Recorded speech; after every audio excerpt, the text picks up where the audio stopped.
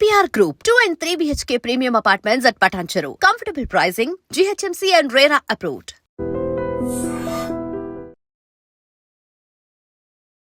నమస్కారం, welcome to I dream. ధర్మ మార్గం విత్ విజిత కార్యక్రమానికి స్వాగతం.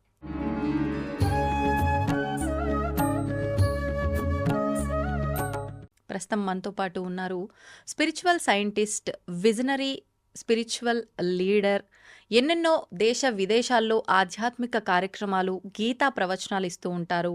దేశ విదేశాల్లో ఉన్న వాళ్ళందరికీ కూడా ఆన్లైన్లో కూడా గీతా ప్రవచనాలు, గీతా క్లాసెస్ చెప్తూ ఉంటారు. వారే గౌరంగా దర్శన్ దాస్ ప్రభుజీ. ఇప్పుడు వారితో మాట్లాడి మరిన్ని విషయాలు తెలుసుకుందాం. మనకున్న సందేహాలన్నింటినీ కూడా నివృత్తి చేసుకునే ప్రయత్నం చేద్దాం. హరే కృష్ణ ప్రభుజీ. హరే కృష్ణ. అయితే ఇప్పుడు అరటిపండు పెడితే ఏదో మారదు, లేదు ఆయనకి ఇంకేదో చేస్తే ఏదో మారదు. మారనప్పుడు ఇవన్నీ ఎందుకు చేస్తున్నాము అని అంటే ఆశించి చేస్తున్నాం. ఆశించకుండా ఇవి చేసినా నీకు ఫలితం ఉంటుంది. అది మీరు ఇందాక చెప్పిన దాన్ని బట్టి, అంటే మనం ఆరాధన చేసినా ఏం చేసినా ఆశించి చేస్తున్నాం. మనం ఆశించిన దానికి అది జరగట్లేదు అని అంటే ఖచ్చితంగా మనం ఇందాక మాట్లాడుకున్న కోపం, ద్వేషం భగవంతుడి పైన కూడా, అక్కడ మనకు ఇందాక అర్జునుడి కోడలు కాక దేవుళ్ళని మార్చితే బాగుండు అని మీరు చెప్పినట్టుగా మనం మార్చేయటము, ఇవన్నీ చూస్తున్నాం. అంటే ఒక పాపపు రాశి అక్కడంతా ఉన్నప్పుడు మనము దాన్ని దృష్టిలో పెట్టుకొని ఈ పూజలు, సరే ఈ పాపం తగ్గాలనో లేకపోతే నాకు పుణ్యం నేను మూట కట్టుకోవాలనో ఇవన్నీ చేస్తున్నాం. ఇవన్నీ కాదు, ఇవన్నీ చేస్తే ఏమీ జరగదు. ఎందుకంటే మన ప్రారంధంలో ఏముందో మనకు తెలియదు కాబట్టి. పోనీ నామం, మీరు అన్నట్లుగా భగవంతుడి నామస్మరణ చేస్తే మరి ఇవన్నీ సాధ్యపడతాయా? ఇంకా నేను ఈ అగరబత్తీలు పెట్టను, నేను ఈ అరటి పండ్లు, ఈ నైవేద్యాలు చేయను, అసలు నేను టెంపుల్కి కూడా వెళ్ళను, నేను ఇక్కడే ఉన్న ఫలంగా ఎక్కడ కూర్చున్నానో అక్కడ నిత్యము నేను స్వామి నామస్మరణ చేసుకుంటా, మరి నాకు సాధ్యపడతాయా ఇవన్నీ అంటే ఏం చెప్తారు? నామస్మరణ ఒక టాపిక్, ఓకేనా? దాని గురించి చెప్తాను. దాని ముందు నేను అగరబత్తి వెలిగించను, నైవేద్యం పెట్టను, గుడికి వెళ్ళను అంటే అలా చేయకుండా నామం చేసినా కూడా మనకి బెనిఫిట్ రావచ్చు. కానీ చేయకుండా ఎందుకు ఉండాలి? చెయ్యకూడదని నేను అనలేదు ఇంతకుముందు. ఒక సద్భావనతో చేయండి, ఒక ఒక భక్తి భావనతో చేయండి, ఒక స్వార్థపూరిత భావనతో కాదు. ఇంకొక మాట అండి, ఇది చేస్తున్నాం కదా, దీపం వెలిగిస్తున్నాం కదా, అగరబత్తి వెలిగిస్తున్నాం కదా, అరటిపండు పెడుతున్నాం కదా, కొబ్బరికాయ కొడుతున్నాం కదా అని చెప్పి పాపాలు చేస్తారు కొంతమంది. అంటే మీరు చేసే ఆ కాస్తో కూస్తో భక్తి యొక్క శక్తి ఆధారంగా మీరు పాపాలు చేశారనుకోండి, అది మహా అపరాధం అవుతుంది. ఓకే, అంటే భక్తిని వాడుకుని వచ్చిన కాస్తో కూస్తో పుణ్యాన్నో స్పిరిచువల్ క్రెడిట్స్నో వాడుకుని పాపాలు చేసామండి, మహాపరాధం అది. భక్తి ముసుగులో దుర్మార్గాలు అంటారా? ఏదో ఒకటి నాకు దానికి ట్యాగ్ లైన్ మీరు ఇచ్చుకోండి. బట్ ఇదొక, దీన్ని 10 నామాపరాధాలు ఉన్నాయి, అందులో 7వ నామాపరాధం ఇది. అంటే మనం చేసేటటువంటి ఆ భక్తి యొక్క శక్తి యొక్క ఆధారంతో మనం ఏదో పాపాలు చేస్తున్నాం, ఆ భక్తి నన్ను కాపాడుతుంది కదా అని. అది తప్పండి, భగవంతుడికి బాధపడ కలుగుతుంది, దేవుణ్ణి వాడుకుంటున్నట్టు అనమాట. సరే, ఇప్పుడు అసలు విషయం నామాన్ని దగ్గరికి వద్దాం. భక్తి మార్గాన్ని ఆచరించాలి, నైవేద్యం పెట్టండి, గుడికి వెళ్ళండి, కొబ్బరికాయ కొట్టండి, ప్రదక్షిణాలు చేయండి, సాష్టాంగ ప్రణామాలు చేయండి, అన్నీ చేయండి, ఒక భక్తి భావనతో చేయండి. కేవలం భౌతిక సుఖాలని ఆశించి మాత్రమే కాదు.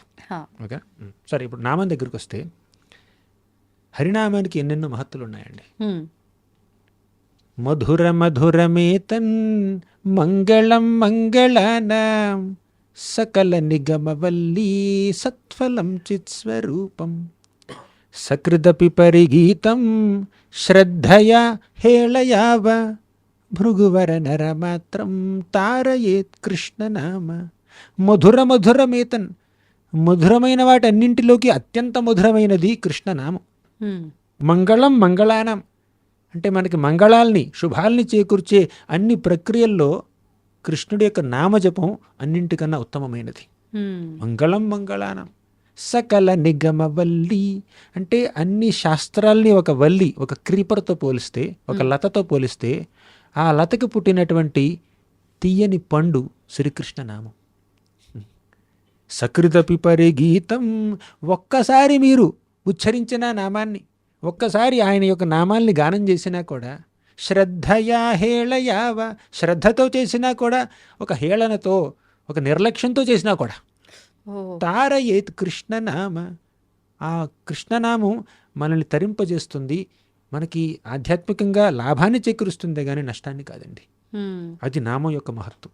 ఇలా శ్రీకృష్ణ నామాన్ని గురించినటువంటి శ్లోకాలు ఎన్నో, కొన్ని కొన్ని వందల కొలది ఉన్నాయి మన శాస్త్రాల్లో.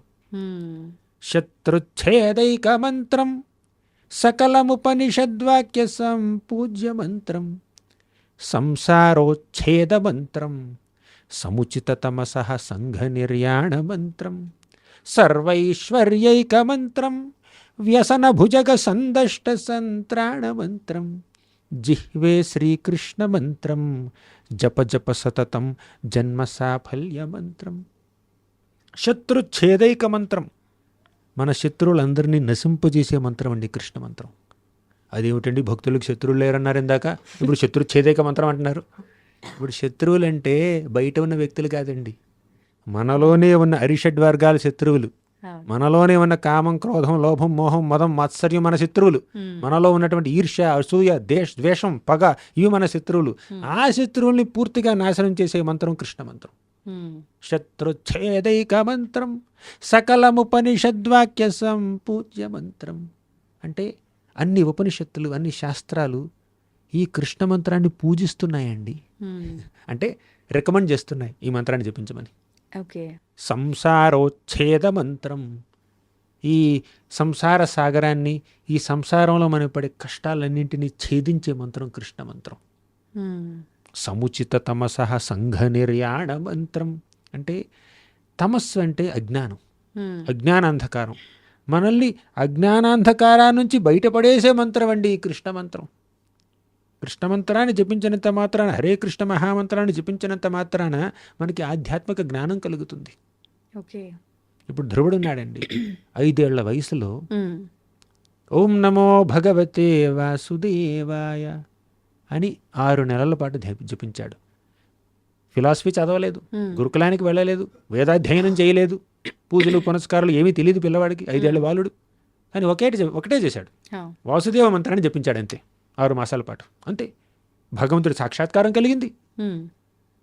ఇక వాసుదేవుణ్ణి కీర్తించాలనుకున్నాడు, స్తుతించాలనుకున్నాడు ధ్రువుడు. కానీ పరిజ్ఞానం లేదు, మంత్రం తప్ప ఇంకేం తెలియదు. అప్పుడు వాసుదేవుడు ఏం చేశాడంటే తన యొక్క పాంచజన్య శంఖాన్ని తీసుకుని ధ్రువుడి తలకిలా ఆనించాడండి. అంతే. అన్ని శాస్త్రాల సారం ధ్రువుడికి అర్థమైపోయింది. కేవలం వాసుదేవ మంత్రాన్ని జపించినంత మాత్రానే అన్ని శాస్త్రాల్ని, అన్ని వేదాల్ని, అన్ని పురాణాల్ని పూర్తిగా అవగాహన చేసుకున్నాడండి ధ్రువుడు. సకలముపనిషద్వాక్య సంపూజ్య మంత్రం సంసారోచ్ఛేద మంత్రం సముచిత తమసః సంఘ నిర్యాణ మంత్రం. అంటే మనల్ని ఈ తమస్సు, అజ్ఞానాంధకారా నుంచి బయటికి తీసుకువెళ్ళి మనకి నిజమైనటువంటి ఆధ్యాత్మిక జ్ఞానాన్ని ప్రసాదించే మంత్రం అండి ఈ కృష్ణ మంత్రం. తర్వాత సర్వైశ్వర్యైక మంత్రం, అన్ని ఐశ్వర్యాల్ని కలిగించే మంత్రం కృష్ణ మంత్రం. ఐశ్వర్యం అనగానే మీకు కనిపిస్తూ డబ్బు, బంగారం, సింగారం, నగలు, నాణ్యం, మణులు, మాణిక్యాలు, అది కాదండి ఐశ్వర్యం అంటే. ఇక్కడ ఒక ఆత్మకి, ఒక జీవుడికి నిజమైనటువంటి ఐశ్వర్యం భగవంతుడి పట్ల ప్రేమ, భగవంతుడి పట్ల భక్తి. ఆ భగవద్భక్తే నిజమైన ఐశ్వర్యం. ఆ ఒక్క ఐశ్వర్యం మనకి చనిపోయిన తర్వాత కూడా మనతో పాటు వస్తుందండి. మీరు ఏ ఐశ్వర్యం ఉన్నా కూడా, పెద్ద కార్లున్నా, బంగ్లాలున్నా, నెక్లెస్లున్నా, వజ్రాల వైఢూర్యాలు ఉన్నా, ఆ ఐశ్వర్యంలో ఇసుమంత కూడా మీతో రాదండి చనిపోయిన తర్వాత. కానీ భక్తి, భగవంతుడి పట్ల ప్రేమ అనే ఐశ్వర్యాన్ని గనక మీరు సంపాదించుకుంటే మీకన్నా ధనవంతులు లేరు. అది మీ మరణం తర్వాత కూడా మిమ్మల్ని వెంటాడి వస్తుందండి. అది భక్తి సంపద. ఆ భక్తి సంపదని, ఆ ప్రేమ సంపదని, ఆ నిజమైనటువంటి ఆధ్యాత్మిక ఐశ్వర్యాన్ని ప్రసాదించేది కృష్ణ మంత్రం. సర్వైశ్వర్యైక మంత్రం వ్యసన భుజగ సందష్ట సంత్రాణ మంత్రం. మన వ్యసనాలు ఉంటాయి చూడండి, దాన్ని భుజగా అన్నారండి, పాములు. అప్పుడు పాముల్ని మనం కంట్రోల్ చేయాలంటే ఏం చేస్తాం, ఇది పాములోడు బోర కొడతాడు, లేదంటే మంత్రాలు వేస్తాడు, కొంచెం మూలికలు వేస్తాడు కదా. ఈ కృష్ణ మంత్రం అలా మూలికలాగా పనిచేస్తుందండి. ఆ బోర్లాగా పనిచేస్తుంది. కంట్రోల్లో పెట్టడానికి. మన యొక్క వ్యసనాలనే ఈ కంట్రోల్లో కాదు, చంపేయడానికి. ఓకే. మన వ్యసనాలని, దుర్వ్యసనాలని, మనం పడే కష్టాలని, మనకున్నటువంటి దురలవాట్లని పూర్తిగా సమూలంగా నాశనం చేసే మంత్రం అండి కృష్ణ మంత్రం. సర్వైశ్వర్యైక మంత్రం, వ్యసన భుజగ సందష్ట సంత్రాణ మంత్రం, జిహ్వే శ్రీకృష్ణ మంత్రం. మీ యొక్క జిహ్వతో, మీ యొక్క నాలుకతో కృష్ణ మంత్రాన్ని జపించండి. జప జప సతతం, సతతం జపించండి. జన్మ సాఫల్య మంత్రం. ఈ విధంగా మీ యొక్క జన్మ సఫలం అవుతుంది.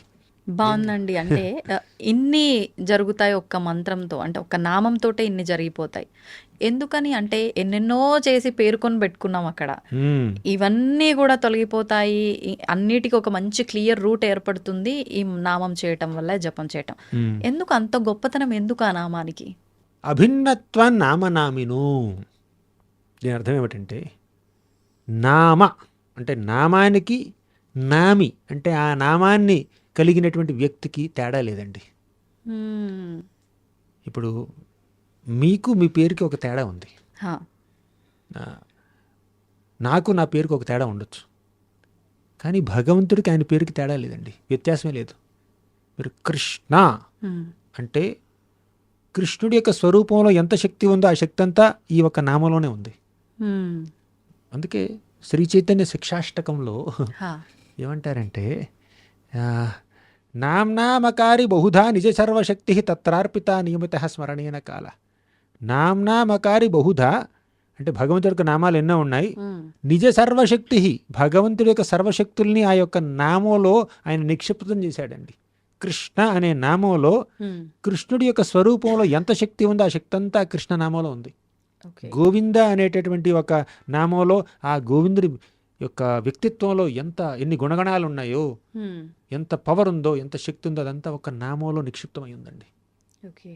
అందుకే ఆ నామాన్ని గురువు దగ్గర నుంచి, నామాలు కలిగినటువంటి ఒక మంత్రాన్ని గురువు దగ్గర నుంచి స్వీకరిస్తే, ఆ స్వీకరించినటువంటి ఆ మంత్రాన్ని, నామాన్ని జపిస్తే అప్పుడు మనం భగవంతుడి దగ్గర అవుతాం. ఈ భౌతిక విషయాలన్నింటి నుంచి దూరం అవుతాం. అది అంటే ఆ నామంలో భగవంతుడికి ఎంత పవర్ ఉందో అంత పవర్ ఇందులో నామంలో వచ్చేసింది. ఆయన ఇన్వెస్ట్ చేశాడు అనమాట పూర్తిగా. నాకు నా నామానికి తేడా లేదు. ముఖ్యంగా కలియుగంలో నామం ద్వారానే ఆయన చేరుకుంటాం. కృతేయ ధ్యాయతో విష్ణుర్ అంటే కృతయుగంలో, సత్యయుగంలో ధ్యానం చేస్తూ భగవంతుడిని చేరుకునేవాడు. త్రేతాయాం యజతో మఖై, త్రేతాయుగంలో యజ్ఞాలు, యాగాలు చేసేవాళ్ళు భగవంతుడిని చేరుకోవడం కోసం. ద్వాపరే పరిచర్యాయాం, ద్వాపర యుగంలో పరిచర్యలు, విగ్రహారాధన చేసేవాళ్ళు. కలౌ తద్ హరి కీర్తనాథ్, కలియుగంలో ఆ హరి యొక్క నామాల్ని కీర్తించేవాళ్ళు. కీర్తిస్తూ ఆయన చేరుకుంటాం అన్నమాట. నామానికి ఉన్నటువంటి మహత్తది. ఇప్పుడు సాధారణంగా చూసినా కూడా ఒక వ్యక్తి యొక్క పేరులో ఒక పవర్ ఉంటుందండి. అంటే వ్యక్తి పేరుకి కొంచెం, ఇప్పుడు ఒక వ్యక్తి పేరు ఉందండి, ఆయన పేరు పద్మలోచన్ అనుకోండి, అంటే కలువలు లాంటి కళ్ళు ఉన్నవాడు అని.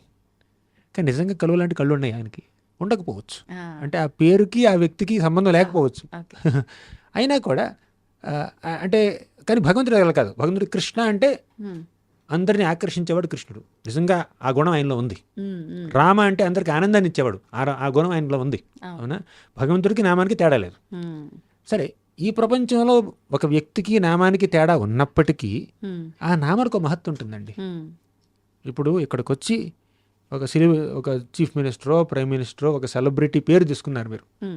ఆ వ్యక్తి పేరు ఏదైతే అది, ఆ వ్యక్తి ఈ పని చేయమన్నాడు అని మీరు అనగానే, ఓ ఆ వ్యక్తి నుంచి వచ్చింది కదా ఇది, వెంటనే మీరు రెస్పెక్ట్ ఫీల్ అవుతారనమాట.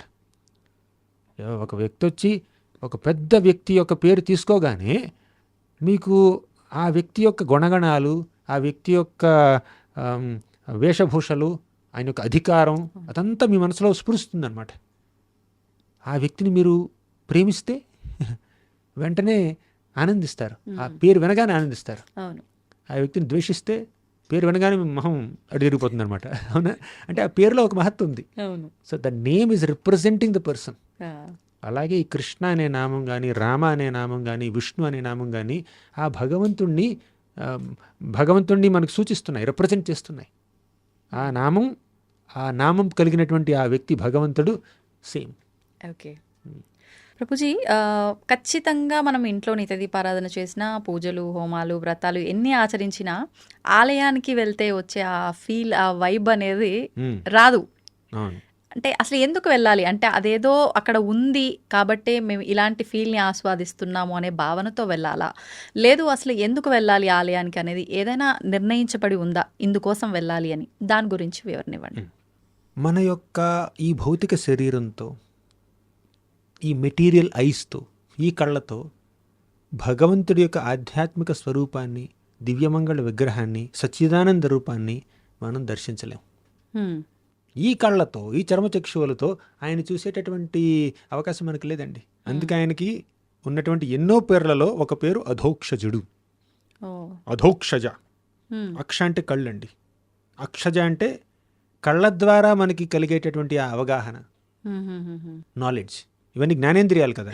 నేను ఎవరినైనా చూస్తే ఒక జ్ఞానం కలుగుతుంది, దేన్నైనా చూస్తే దాని నుంచి ఒక జ్ఞానం కలుగుతుంది, ఏదైనా వింటే జ్ఞానం వస్తుంది, వాసన చూస్తే జ్ఞానం వస్తుంది. ఇవన్నీ జ్ఞానేంద్రియాలు. హ్మ్. హ్మ్. అంటే కళ్ళ ద్వారా పొందేటటువంటి జ్ఞానం, ఆ అనుభవం, దాన్ని అక్షజ అంటారు.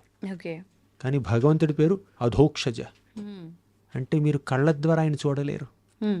కళ్ళ ద్వారా, మీ యొక్క ఇంద్రియాల ద్వారా మీకు కలిగే జ్ఞానానికి ఆయన అతీతుడు. అందుకే ఆయన అధోక్షజుడు అంటారు. ఓకే. సో ఒక మాటలో చెప్పాలంటే ఈ కళ్ళతో ఆయన మనం చూడలేం. మనకి దివ్య చక్షువులు కావాలి. ఇప్పుడు అతః శ్రీకృష్ణ నామాది నభవేద్గ్రాహ్యమింద్రియై సేవోన్ముఖే జిహ్వాదౌ స్వయమేవ స్ఫురత్యద. ఈ యొక్క సాధారణ ఇంద్రియాలతో ఆయన్ని మనం దర్శించలేం. కానీ ఇదే ఇంద్రియాలని మనం ఆయన సేవలో వినియోగిస్తే ఆయన తనంతట తానే మనకు కనపడతాడు. ఇది మన శ్లోకం చెప్పేటటువంటి భావం. అంటే భగవంతుడికి సేవ చేయటం, భగవంతుడికి సేవ చేయడం. కానీ కళ్ళకి కనిపించినటువంటి ఆ భగవంతుడికి సేవలా చేస్తాను నేను. అదే కదా. ఈ ఇంద్రియాలకి అగోచరుడు, ఇంద్రియ గోచరుడు కాదు ఆయన. కాదు. ఇంద్రియాలకి కనిపించినటువంటి ఆ వ్యక్తిని నేను ఎలా సేవ చేస్తాను, అలా సేవ చేస్తే నాకు కనిపిస్తాడంట ఆయన అని శ్లోకం చెప్తుంది. ఎలా అంటే మనకి కంటికి కనిపించే రూపంలో ఆయన ప్రత్యక్షం అవుతాడు. ఆ రూపమే విగ్రహ రూపం.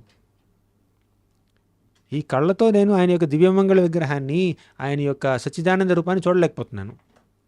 కానీ శాస్త్రంలో ఎలా అయితే ఆయన రూపాన్ని వర్ణించారో ఆ వర్ణనని అనుసరించి ఒక రాతిని చెక్కామనుకోండి, రాతిని నేను చూడగలుగుతున్నాను, వుడ్ చెక్కని నేను చూడగలుగుతున్నాను, మెటల్ బ్రాస్ బంగారాన్నో వెండినో ఇత్తడినో నేను చూడగలుగుతున్నాను.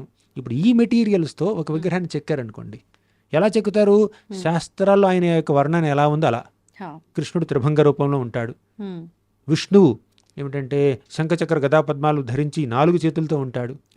అలాగే శ్రీరామచంద్రుడు ధనుర్బాణాలు ధరించి ఎలా ఉంటాడు అనేటువంటి ఒక డిస్క్రిప్షన్ ఉంది కదా శాస్త్రాల్లో. ఆ డిస్క్రిప్షన్కి అనుగుణంగా ఈ విగ్రహాన్ని ఇలా చెక్కారు. ఇది మనం చూసే పదార్థం. ఆయన యొక్క శరీరాన్ని మనం చూడలేకపోతున్నాం, ఆయన యొక్క రూపాన్ని మనం చూడలేకపోతున్నాం. కానీ మనం చూసే పదార్థాల్లో ఆయన రూపాన్ని చెక్కుతారనమాట శాస్త్ర సమ్మతమైనటువంటి డిస్క్రిప్షన్స్తో. అలా చెక్కినటువంటి ఆ రూపాన్ని, రాతితో ఉన్నటువంటి రూపాన్ని విగ్రహంగా ఒక గుళ్ళో ప్రతిష్ఠించారు. మళ్ళీ యజ్ఞాలు చేస్తూ శాస్త్ర సమ్మతమైనటువంటి పద్ధతుల్లో ఆ విగ్రహానికి, ఆ రాతి విగ్రహానికి ప్రాణప్రతిష్ఠ చేశారు ఉత్తమ భక్తులు. అప్పుడు ఆ విగ్రహం సాక్షాత్తు భగవంతుడేనండి. విగ్రహం కాదు, రాయి కాదు, రాతి బొమ్మ కాదు, సాక్షాత్తు భగవంతుడు ఎక్కడ ఉన్నాడు. అలా భగవంతుడి యొక్క విగ్రహాన్ని ప్రాణప్రతిష్ఠ చేసినటువంటి చక్కటి శిల్పులు శాస్త్ర సమ్మతమైనటువంటి వర్ణనని ఆధారం చేసుకుని చెక్కినటువంటి ఆ రూపాన్ని, ప్రాణప్రతిష్ఠ చేసినటువంటి ఆ రూపాన్ని మనం దర్శించుకుంటే సాక్షాత్తు భగవంతుడిని దర్శించుకుంటున్నట్టు. ఇప్పుడు మనం అలా గుడికి వెళ్ళి భగవంతుని దర్శించుకుంటున్నాం అనుకోండి, ఆయనే చూస్తున్నట్టు. కానీ మనం ఆయన్ని చూసేటప్పుడు ఇంకో విషయం జరుగుతుంది. ఏంటండి? ఆయన మనల్ని చూస్తున్నాడు. మనం ఆయన్ని చూడడం మాత్రమే కాదండి, ఆయన మనల్ని చూస్తున్నాడు. మనం ఆయన్ని చూస్తే ఆయన మనం ఒక రకంగా అర్థం చేసుకుంటాం. కానీ ఆయన మనల్ని చూస్తే ఆయన యొక్క ప్రేమ వీక్షణాల్లో మనం స్నానం చేస్తాం, ఆయన యొక్క అనుగ్రహంలో మనం స్నానం చేస్తాం. ఆయన యొక్క ప్రేమ వీక్షణాలు, ఆయన యొక్క చిరుమందహాసం మన మీద పడ్డాయి అనుకోండి, మనలో ఉన్నటువంటి ఆ భౌతిక వాంఛలు, అనవసరమైనటువంటి ఆలోచనలు, ఆదుర్ద, ఆందోళన అన్నీ తొలగిపోయి మనసులో ఒక ప్రశాంతత ఏర్పడుతుంది, మనసులో భక్తిభావం కలుగుతుంది. మీరు అన్నట్టు ఇందాక పాజిటివిటీ వస్తుంది, నెగిటివిటీ పోయి. అంటే ఆయన యొక్క ఎనర్జీ వల్ల మనలో ఉన్న నెగిటివ్ ఎనర్జీ పోయి పాజిటివ్ ఎనర్జీ వస్తుంది. అందుకే గుడికి వెళ్ళినప్పుడు విగ్రహం ముందు కొంత సమయం ఉండండి, గుడి ప్రాంగణంలో కూర్చోండి. ఎందుకంటే అక్కడ ప్రాణప్రతిష్ఠ చేశారు, అది భగవంతుడి యొక్క నిలయం, భగవంతుడి యొక్క భగవంతుడి యొక్క ఇల్లు, అది ఆయన గృహం కాబట్టి ఆయన యొక్క ప్రభావం ఆ ఆలయ ప్రాంగణం మొత్తంలో ఉంటుందండి. ఆ ఆరాలో ఎంతో మహత్తు నిండినటువంటి, ఎంతో శక్తి నిండినటువంటి ఆ ప్రాంగణంలో మీరు కూర్చుంటే మీ మనసులో ఉన్నటువంటి అపవిత్రత పోయి మీరు పవిత్రులవుతారు. ఎలా తెలుస్తుంది ప్రభుజీ? అంటే మనం ఆయనను చూస్తున్నాం, అది మన క్లారిటీ ఉంది, ఆయన చూపు మన మీద ఉంది అని. దాంట్లో నమ్మకం ఉండాలి. క్లారిటీ ఉందన్నారు. క్లారిటీ ఎక్కడి నుంచి వస్తుందండి?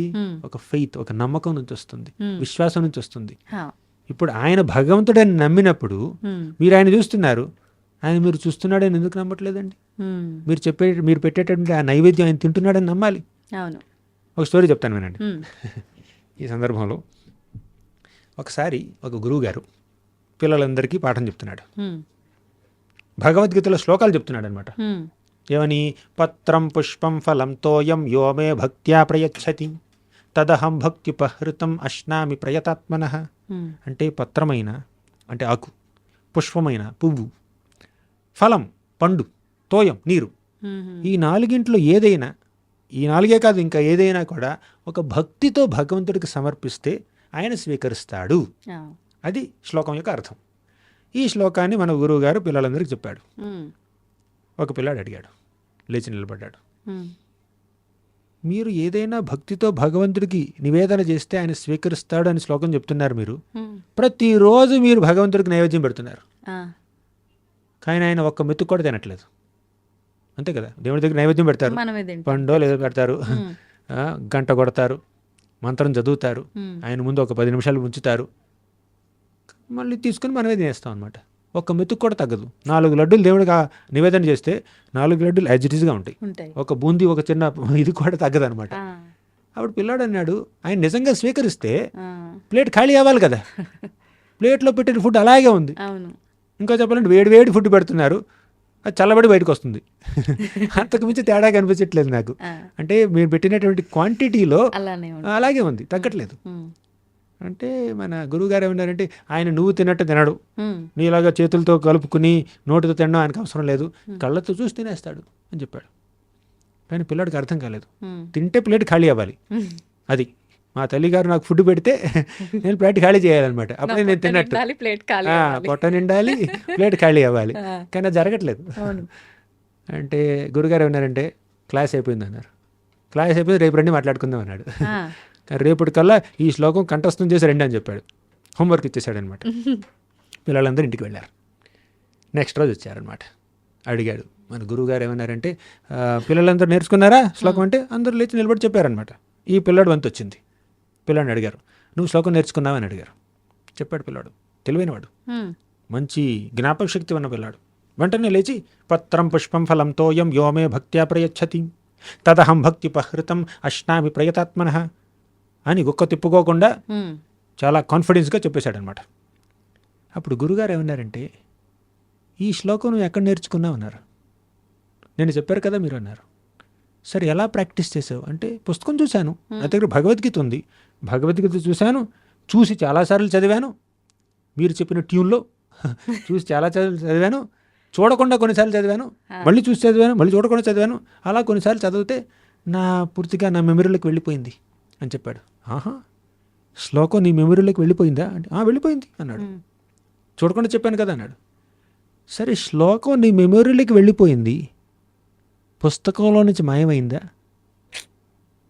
అంటే, పిల్లడు లేదే, పుస్తకం ఓపెన్ చేసి చూపించాడు. ఇప్పుడు ఈ శ్లోకం పుస్తకంలోనే ఉంది, నీ మైండ్లోనే ఉంది, నీ జ్ఞాపకంలోనే ఉంది. అలాగే భగవంతుడికి నువ్వు పెట్టే నైవేద్యం ఆయన పొట్టలోనూ ఉంటుంది, నీ ప్లేట్లోనూ ఉంటుంది. అంటే ఆయన తినడం నువ్వు నేను తిన్నట్టు చేతులతో కలుపుకుని నోటితో నవ్వులి మింగి అలా తినాల్సిన అవసరం లేదు. ఆయన స్పిరిచువల్గా తింటాడు, మెటీరియల్గా తినడు. కళ్ళకి కనిపించే విధంగా తినాల్సిన అవసరం లేదండి. కళ్ళకి కనిపించకుండానే మీరు పెట్టిన నైవేద్యం అంతా పూర్తిగా ఆవురావురమని తినేస్తాడు. అది మీ కళ్ళకి కనిపించకపోవచ్చు, కానీ తింటున్నాడన్న విశ్వాసం మనకు ఉండాలి. మీరు కర్టన్ మూసినప్పుడు లోపల ఆయన అదంతా ఆరగిస్తున్నాడండి, కానీ అది మన కంటికి కనిపించదు. మొత్తం తినేస్తే అప్పుడు మనం ఇంకో కంప్లైంట్ చేస్తాం, పెట్టిందంతా తినేసాడు నాకేం మిగుల్చలేదని. అసలు మనం పెట్టేటప్పటికి ఎక్స్పెక్టేషనే తినకూడదు, నేను తినాలి అదంతా, అవునా? అది ఉంటుంది, కొంతమందిలో ఉంటుంది. కానీ ఆయన తింటున్నాడండి, భక్తితో పెడితే తింటాడు, సింపుల్. అలాగే విగ్రహం కూడా మనం భక్తితో ఏ నైవేద్యం పెట్టినా కూడా విగ్రహం స్వీకరిస్తుంది. భగవంతుడు స్వీకరిస్తున్నాడు. రాముడిలా, కృష్ణుడిలా, విష్ణువులా, నరసింహస్వామిగా ఏ రూపంలో ఆ విగ్రహం అక్కడ మీకు భాసిల్లితే ఆ రూపంలో మన సేవని స్వీకరిస్తున్నాడు, మనం పెట్టే నైవేద్యాన్ని తింటున్నాడు, మన భక్తికి ప్రతిస్పందిస్తున్నాడు, మనల్ని తన ప్రేమ వీక్షణాలతో పూర్తిగా ముంచేస్తున్నాడు. ఆ విశ్వాసం మనకు ఉండాలండి. అసలు భక్తిలో మొదటి స్టేజ్ ఏమిటంటే శ్రద్ధ, భగవంతుడి పట్ల విశ్వాసం. ఆయన ఉన్నాడు, ఆయన ఉరికి మీద విశ్వాసం, ఆయన యొక్క కృప మీద విశ్వాసం చూపించు, అప్పుడు నేను నమ్ముతానంటే చూసే అర్హత నీకుందా? ముందు నమ్ము, కనిపిస్తాడు. ఇక్కడే చాలామందికి ఇది వస్తుందన్నమాట. ఇప్పుడు ఒక చీఫ్ మినిస్టర్నో ప్రైమ్ మినిస్టర్నో చూడడానికి ఒక సాధారణ పౌరుడికి అపాయింట్మెంట్లు కావాలి. జీవితం అంతా కూడా అపాయింట్మెంట్ రాకపోవచ్చు. అంటే కేవలం ఒక దేశాన్నో, ఒక రాష్ట్రాన్నో, ఒక జిల్లానో పరిపాలించే ఒక అధినేతను చూడడానికే నీకు ఒక అర్హత కావాలంటే ఈ సృష్టి మొత్తానికి ఆధారభూతుడైనటువంటి అఖిలాండ కోటి బ్రహ్మాండ నాయకుడైనటువంటి ఆ భగవంతుడిని చూడడానికి ఎంత అర్హత కావాలి? కానీ దేవుడి విషయంలో డిమాండ్ చేస్తారు, ముందు నాకు కనపడము, నేను పూజ చేస్తాను అంటారు. నువ్వు పూజ చేయి, అప్పుడు కనిపిస్తాడు. సింపుల్. క్వాలిఫికేషన్ ఉండాలి కదా, చీఫ్ మినిస్టర్ చూడాలంటే క్వాలిఫికేషన్ ఉండాలి, ఒక ప్రొసీజర్ ఫాలో అవ్వాలి. అలాగే నువ్వు భక్తి మార్గం అనే ఈ ప్రొసీజర్ని ఫాలో అయితే భగవంతుడు కనిపిస్తాడు. చీఫ్ మినిస్టర్ని చూడడం కన్నా ఈజీ దేవుడిని చూడడం, అంతే. ప్రైమ్ మినిస్టర్ని చూడడం కన్నా ఈజీ దేవుడిని చూడడం. కానీ దానికి ఒక పద్ధతి ఉంది, ఫాలో అవ్వండి. అది ప్రభుజీ, కొంతమంది అంటే మన ఈ నేత్రాలతో మనం భగవంతుని చూడలేము, కానీ కొన్ని ప్రొసీజర్స్ ఉంటాయి, ఫాలో అయితే మనం భగవంతుని చూడొచ్చు. కొంతమంది నిజంగానంటే ఎక్కువ సాధన చేసిన వాళ్ళకు, ఎక్కువగా ఆ ధ్యానంలో ఉన్న వాళ్ళకి భగవంతుడు ఏదో ఒక రూపంలో ఆజ్ఞ ఇస్తున్నాడు అని చెప్పి కొంతమంది పుస్తకాలు రాస్తూ ఉంటారు. నాకు స్వయాన స్వామి అంటే నాకు ఇట్లా వచ్చి చెప్పారు కల్లో అని చెప్పి ఇలా చెప్పి పుస్తకాలు రాసేస్తూ ఉంటారు. ఇవన్నీ నమ్మొచ్చు అంటారా ప్రభుజీ? అంటే డిపెండ్స్. ఇప్పుడు చాలామంది ఆచార్యులు, వైష్ణవాచార్యులు పుస్తకం రాశారండి. ఇప్పుడు వ్యాస భగవానుడు శ్రీమద్ భాగవతాన్ని రచించాడు. ఆయన గురువు గారు అయినటువంటి నారదుముని వ్యాసుడికి చెప్పినటువంటి భాగవతం చిన్నది, కానీ వ్యాసుడు రాసినటువంటి భాగవతం 18,000 శ్లోకాలు ఉన్నాయి.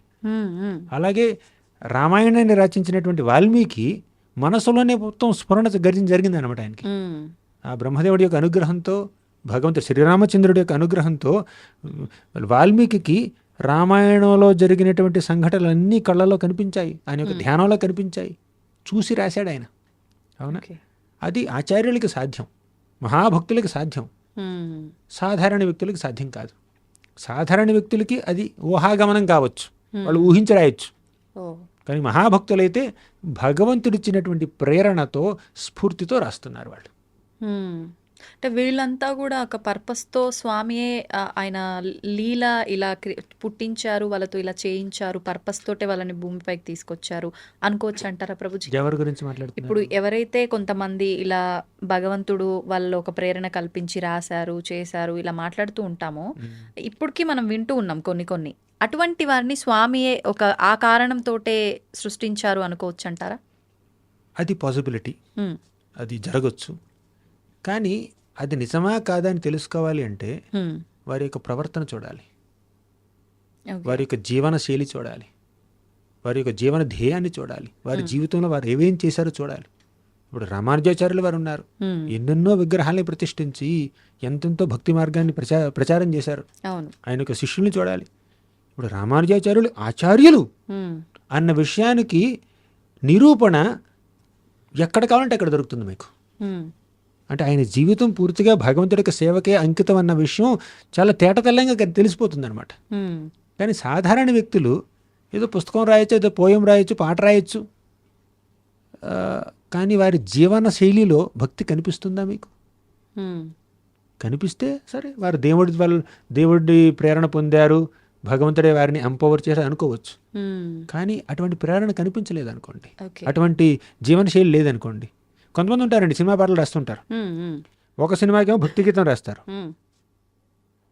వేరే సినిమాకి అదే రచయిత ఇంకేదో గీతం రాయొచ్చు, ప్రేమ గీతం రాయొచ్చు, ఇంకేదో లేదంటే పిచ్చి గీతం రాయొచ్చు. అవునా? అంటే ఇది కేవలం కవిత్వం మాత్రమే, భక్తి లేదు. కానీ మహాభక్తులు కనుక భగవంతుడి గురించి వర్ణిస్తే ఆ వర్ణన కేవలం కవిత్వం కాదండి, అది వారికి భగవంతుడి పట్ల ఉన్నటువంటి ప్రేమను వ్యక్తం చేస్తున్నారు వాళ్ళు. జగదేవ గోస్వామి గీత గోవిందం రచించారు. గీత గోవిందం, దశావతార స్తోత్రం, ఇవన్నీ రచించారనమాట. సాక్షాత్తు జగన్నాథ స్వామి ఆ గీత గోవిందాన్ని, దశావతార స్తోత్రాన్ని వినడానికి ఎంతో ఉవ్విళ్ళూరిపోయేవాడు. ఒకసారి ఈ మన జగదేవ గోస్వామి ఒక బట్టలు నేస్తారు చూడండి, వాళ్ళ దగ్గరికి వెళ్ళాడు. వెళ్ళి ఈ గీత గోవిందం అని నేను రాసినటువంటి ఈ పాటని భగవంతుడిని వర్ణిస్తూ, ఆయన నామాల్ని, ఆయన యొక్క గుణాలని, ఆయన యొక్క లీలల్ని వర్ణిస్తూ నేను రాసినటువంటి ఈ భక్తి గీతాన్ని నువ్వు ఎంబ్రాయిడరీ చేయాలి వస్త్రం మీద, ఆ వస్త్రాన్ని నేను భగవంతుడికి అర్పిస్తాను అని ఆయన కోరిక అనమాట. ఈ నేతగాళ్ళు ఏమన్నారంటే, ఖచ్చితంగా చేస్తాం స్వామి, కానీ మేము ఈ కుట్టేటప్పుడు, అల్లిక చేసేటప్పుడు మీరు ఆ పాట పాడాలి. మీరు పాడుతుంటే ఆ పాట వింటూ, ఆ మధుర గానాన్ని వింటూ మేము కొడతాం అని అన్నారు. ఆయన ఒప్పుకున్నాడు. గీత గోవిందం పాట మొదలుపెట్టాడు. పాడుతూ పాడుతూ తన్మయత్వంలోకి వెళ్ళిపోయాడండి, సమాధిలోకి వెళ్ళిపోయాడు. పూర్తిగా ఇక ఈ ఎక్స్టర్నల్ కాన్షియస్నెస్ లేదు ఆయనకి, పూర్తిగా లీనమైపోయాడు. లీనమైపోయి మూర్ఛిల్లిపోయాడు. వీళ్ళు ఆపేశారు, కొట్టడం ఆపేశారు. అంటే పాట వినట్లే కదా. వెంటనే అక్కడ ఒక వ్యక్తి వచ్చాడు. వ్యక్తి వచ్చి, నేను ఈ జయదేవి గోస్వామి తమ్ముడిని, నేను పాడతాను, మీరు కంటిన్యూ చేయండి కొట్టడం అన్నాడు. ఆయన పాడాడు, కొట్టడం పూర్తయింది. ఆ వచ్చిన వ్యక్తి వెళ్ళిపోయాడు. ఇంతలో జయదేవి గోస్వామి తేరుకుని, సారీ నేను తన్మయత్వంలోకి వెళ్ళిపోయాను, నేను కొట్టడం ఎంతవరకు వచ్చిందంటే, అయిపోయింది, మీ తమ్ముడు వచ్చి పాడేశాడు. తమ్ముడా? నాకు తమ్ముడే లేడే, ఎలా ఉన్నాడు ఆ వ్యక్తి అంటే వీళ్ళు వర్ణించారు. ఆహా, సాక్షాత్తు శ్రీ జగన్నాథ స్వామి స్వయంగా వచ్చి నేను రాసినటువంటి పాటని ఆయనే నోటితో పాడి ఆయనే కుట్టించుకున్నాడు ఆయన వస్త్రాన్ని అని అన్నాడు. అంటే అటువంటి భక్తులు ఉన్నారండి. ఎవరైనా భక్తులు భక్తి గీతాన్ని రాస్తే చాలామంది భక్తులు ఉన్నారు. జయదేవ గోస్వామి, అన్నమాచార్యులు, శ్రీరామ దాసు, అలాగే భక్తి వినోద్ ఠాకూర్ అని చాలామంది మహాభక్తులు భక్తి గీతాల్ని రచిస్తే ఆ రచించినటువంటి ఆ భక్తి గీతాల్ని భగవంతుడు ఎంతో బువ్వుళ్ళూరుతూ ఆస్వాదించాడండి.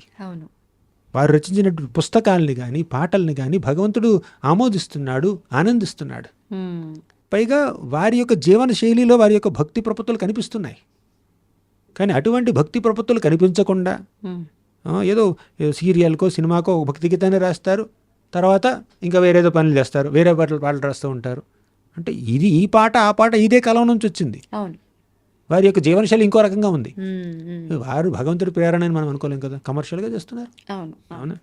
అంటే కాస్త కూస్త మంచి పని చేశారు కాబట్టి మనం అభినందిస్తాం, కానీ వారిని ఆచార్యులుగా స్వీకరించలేమండి, వారిని అథారిటీగా స్వీకరించలేం.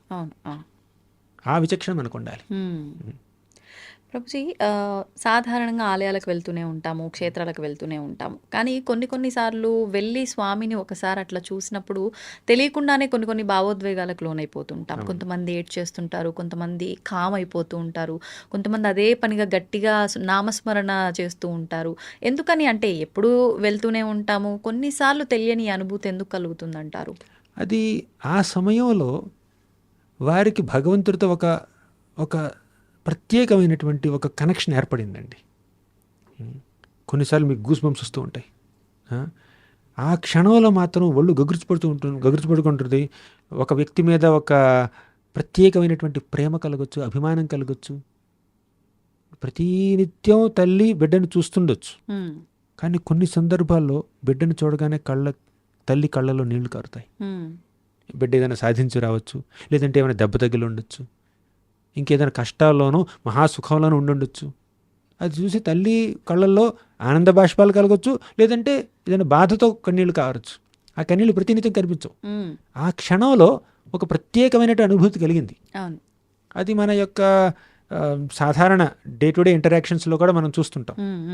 ఇక భగవంతుడి విషయానికి వస్తే చాలామంది భక్తులు భగవంతుని ఆరాధిస్తున్నా కూడా పూజిస్తున్నా కూడా కొన్ని ప్రత్యేక సందర్భాల్లో, పండుగల్లో, ఒక జన్మాష్టమి, శ్రీకృష్ణ జన్మాష్టమి వచ్చింది, శ్రీరామ నవమి వచ్చింది, నరసింహ చతుర్దశి వచ్చింది.